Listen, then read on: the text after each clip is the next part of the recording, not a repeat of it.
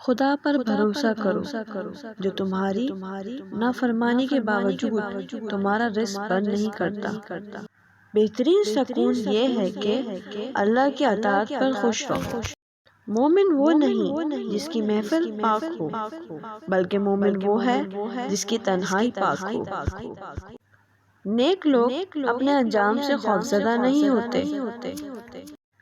جس کا مددگار اللہ کے سوا کوئی نہ ہو، خبردار اس پہ ظلم نہ کرنا۔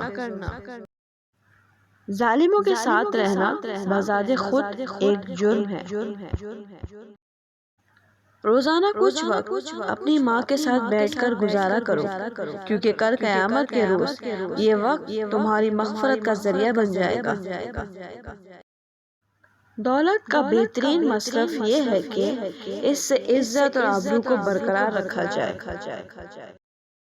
اعلیٰ درجے کا معاف کرنے والا وہ ہے جو انتقام پر قدرت رکھتے ہوئے عفو درگزر سے کام لے۔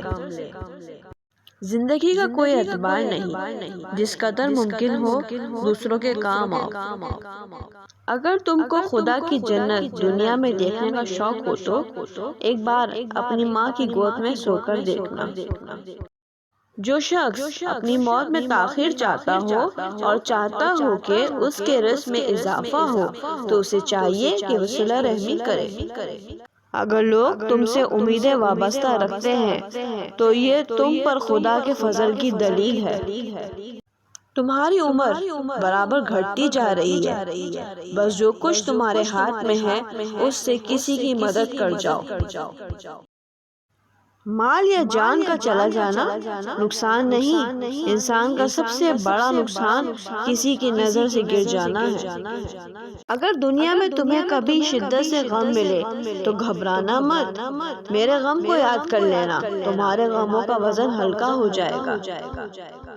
اے لوگوں، نیکیوں اور ثواب کے حصول کے لیے ایک دوسرے پر سبقت لے جانے کی کوشش کرو۔ جب تمہاری زندگی میں دو راستے آ جائیں، ظلم تمہیں گردن اٹھانے نہ دے اور دین تمہیں گردن جھکانے نہ دے، تو تیسرا راستہ گردن کٹانے کا راستہ ہے۔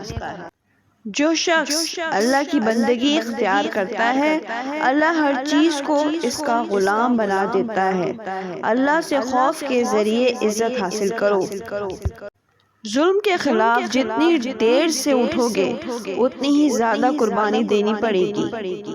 جو تمہیں دوست رکھتا ہے وہ برائی سے روکے گا، اور جو تمہیں دشمن رکھے گا وہ تمہیں برائی پر ابھارے گا۔